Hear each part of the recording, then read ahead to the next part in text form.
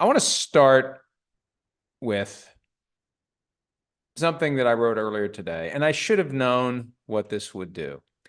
Chiefs fans had no reason to be upset with me this week. When I did our pre-training camp power rankings, I had made the Chiefs number one. And how it goes in these parts is pretty simple. If you say something that they like, they never say a word. If you say something they don't like, they get pissed off. And they means the fans of any team.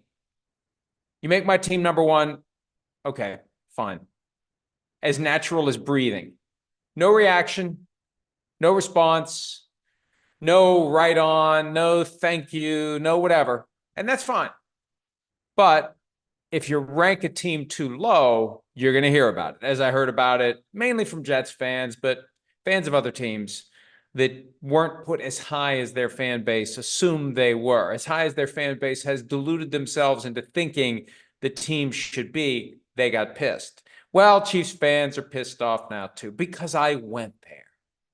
I dared to ponder a future that entails Patrick Mahomes not playing quarterback for the Kansas City Chiefs. It will happen one of these days. It's guaranteed. Just like we all shall perish, one of these days, Patrick Mahomes will not be the quarterback of the Kansas City Chiefs. And I went there for two different reasons. Well, three in all. One, he turns 29 on September 17 of this year, which means he's getting closer and closer to 30. And when a quarterback turns 30 is when people start asking, how long are you going to play?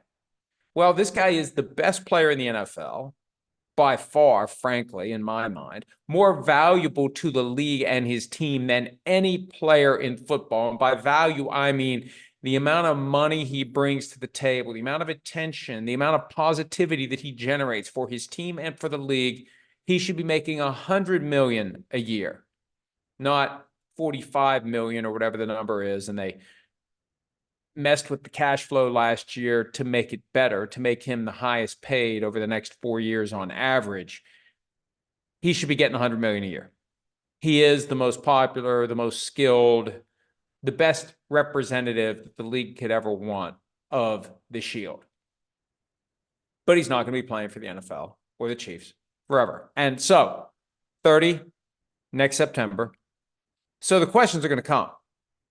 I mean, for a long time, Tom Brady got those questions and said he's going to play 10 more years. I'm going to play 10 more years. I'm going to play 10 more years. And I think it was 10 years later that he started focusing on 30 or 45, as his expiration date. And others have said 45. Russell Wilson aspires to play until he's 45. I don't know that anyone's going to want him to play for them much beyond 35, the way his career has gone recently. This year is going to be critical to even having an interest in his services beyond his 40th birthday, if even at his 40th birthday. So the question becomes natural. Second, I was looking for stuff to post because if you haven't noticed, it's slow right now. And I found an item on marca.com. And one of the writers at PFT said, what the hell is marca.com? It is the website of a Spanish tabloid that focuses on sports. And they had a blurb about something Randy Mahomes, the mother of Patrick Mahomes, said on a podcast about the possibility that he won't play as long as Tom Brady did. And the thing that would keep him from doing it is if his family ever needs him, he won't play. Possibly want to be around for his kids, go to their activities, their sporting events, etc. If the family balance is out of whack, then Mahomes might say, I'm done. Now, it's easy to say that in the vacuum. The idea of giving up your football career when you are the most famous, most popular, most skilled player currently in the game, that's not easy to do.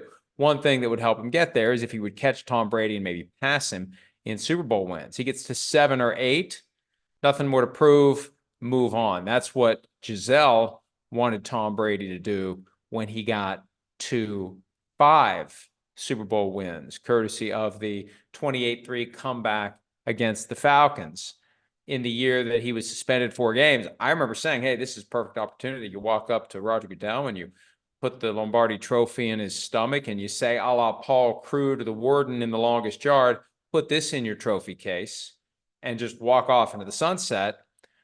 I could see Mahomes being willing to do that, more willing to do that than Brady ever was. Of course, it's easy to say that now. It's like the idea that, and I still remember this, Stats, when he was involved in the program, told me the story of how his mother's attitude toward aging is she wants to die at 80 and out.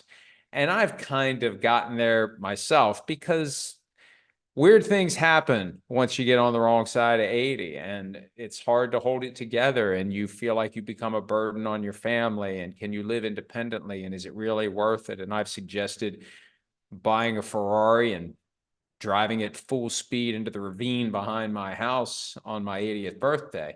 It sounds good now. It might sound differently on 79 and 364 days. So the idea of Patrick Mahomes walking away now, if he gets to 7 or 8, okay. When he gets to 7 or 8, the reaction might be, how about 9? How about 10?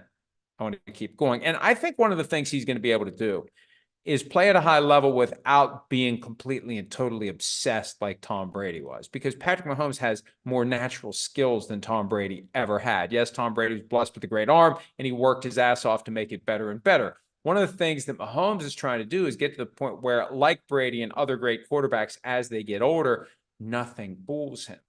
He walks up the line of scrimmage. He knows exactly what's going to happen. He doesn't need to run around with his hair on fire and make some spectacular throw at a time when it feels like the play is destined to become a disaster.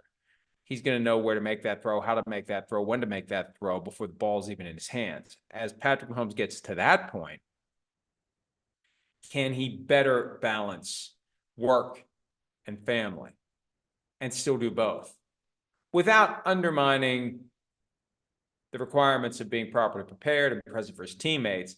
Is there a way to be ready and effective while still giving extra time to your family as your children? He's got 2 now.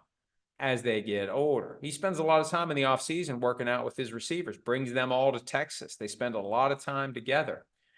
And look, I don't know if you would total up the full hours over the course of the year that get devoted to football and compare it to other professions, when you consider the fact that there's a lot of downtime where there's not practices or games. Now, maybe Patrick Mahomes fills all those up, all those days up, all those weeks up with football work.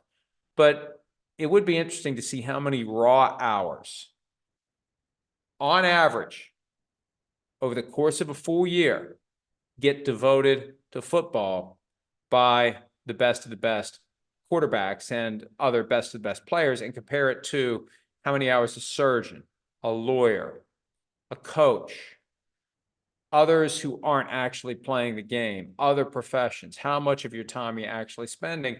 Because for the players, you do it until you're 40, if you're lucky, 45 if you're very lucky enough to still be good enough that the team wants you and your body can continue to allow you to do it. For a lawyer who has a full career, you're going into your 50s. Most lawyers don't even hit their peak until their mid-50s. Go into your 60s, go into your 70s. So I remember when Tom Brady was going through his issue in 2022, where he left training camp for a while and it felt like everything was coming to a head because maybe he should have retired after the 2021 season. Maybe when he did retire, he should have stayed retired.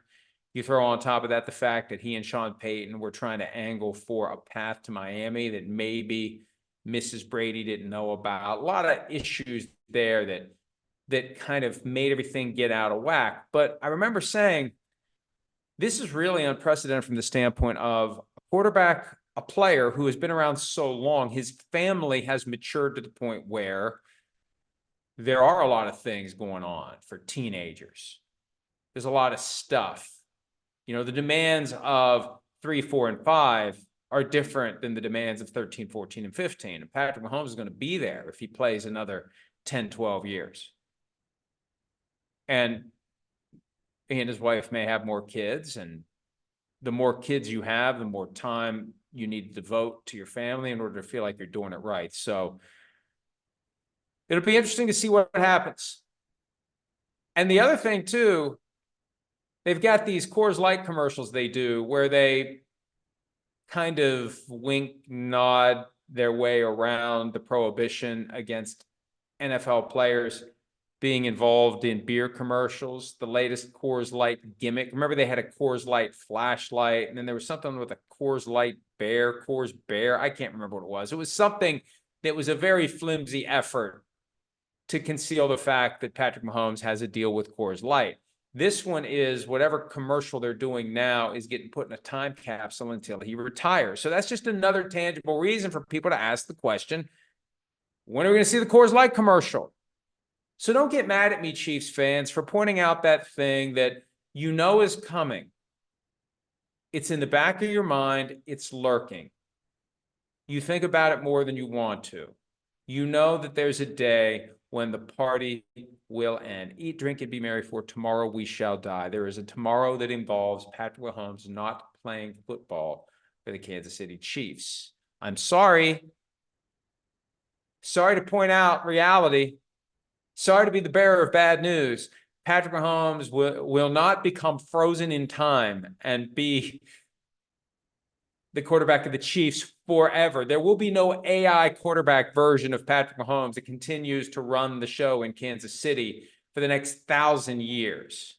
That leads to the next topic.